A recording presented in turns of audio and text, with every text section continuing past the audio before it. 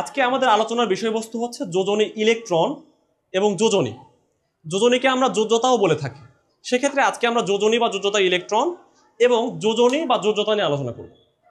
প্রথম আমরা কথা বলছি যোজনী ইলেকট্রন নিয়ে।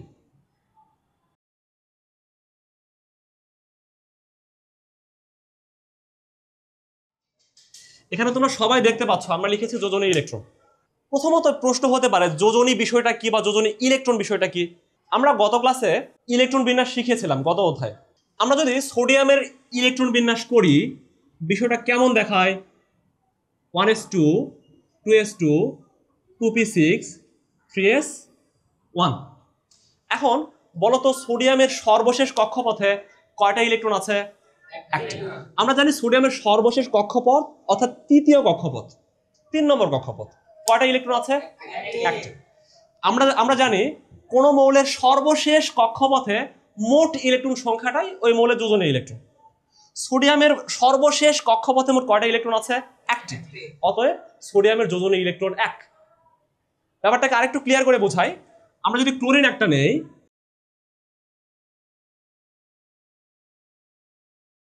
এখন একটু খেয়াল করে দেখো, ক্লোরিনের সর্বশেষ কক্ষপথ তৃতীয় কক্ষপথে মোট কয়টা পরমাণু, কয়টা ইলেকট্রন আছে? 7টি। তাহলে ক্লোরিনের সর্বশেষ কক্ষপথে যেহেতু মোট 7টি ইলেকট্রন আছে, অতএব ক্লোরিনের যোজনী ইলেকট্রন 7। সংখ্যাটা তাহলে কি হবে? কোন মৌলের সর্বশেষ কক্ষপথের মোট ইলেকট্রন সংখ্যাকে ওই মৌলের যোজনী ইলেকট্রন বলে। বুঝতে পেরেছি? ঠিক আছে। এখন যোজনী বিষয় নিয়ে একটু কথা বলি।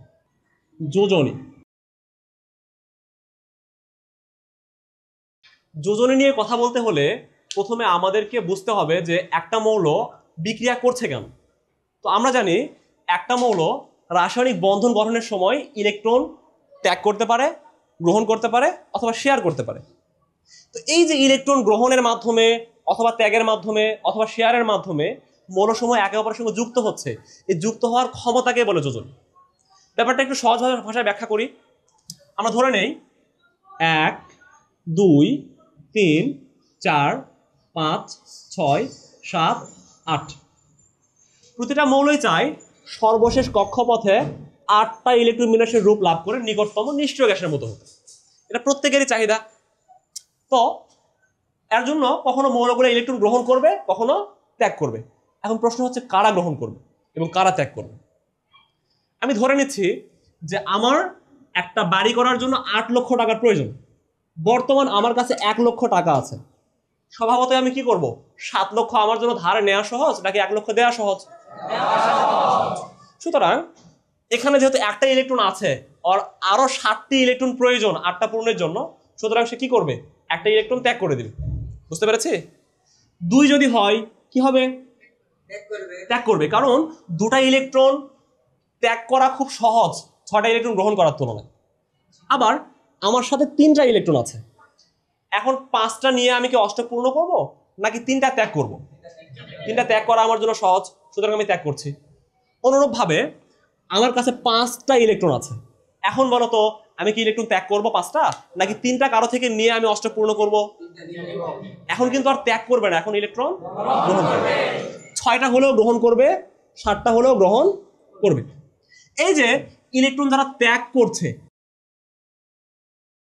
আর এখানে ইলেকট্রন গ্রহণ করছে, যারা ইলেকট্রন ত্যাগ করছে তাদেরকে আমরা কি বলি? ক্যাটায়ন। যারা গ্রহণ করছে তারা অ্যানায়ন।